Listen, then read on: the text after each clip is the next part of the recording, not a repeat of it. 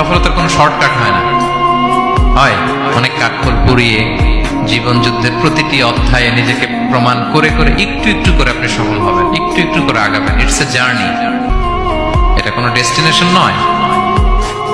এবং সফল হওয়ার পথ পরিক্রমায় কোনো লিফট নেই, সিঁড়ি বেয়ে উপরে উঠতে হয়। কি বেয়ে? কিন্তু আমরা সফল হতে চাই কিভাবে? ডাইরেক্ট 100 তলায় আমি সফল, উপরে সবার উপরে আমি, এইভাবে চাই সফলতাটা। সবার উপরে উঠে যাব, গোল্ড মেডেল গলায় পরাই দিবে, আমরা সাকসেসফুল না। সফলতার রাস্তায় কোনো লিফট থাকে না, কি দিয়ে উঠতে হয়?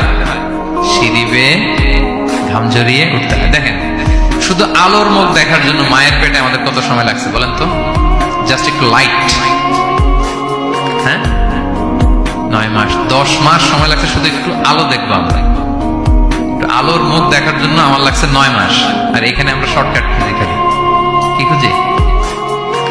সফলতার কোনো শর্টকাট নেই। অল্প এফোর্টে যারা সফল হতে চায় এরা কোনোদিন সফল হয় না। ইউসুফ আলাইহিস সালামের জীবনীটা একটু খেয়াল করেন, একটু একটু করে তিনি সামনের দিকে গিয়েছেন এবং সবশেষে ইজিপ্টের ফিনান্স মিনিস্টার হয়েছেন। এজন্য ধৈর্য ধারণ করতে হবে, নিজের সর্বোচ্চ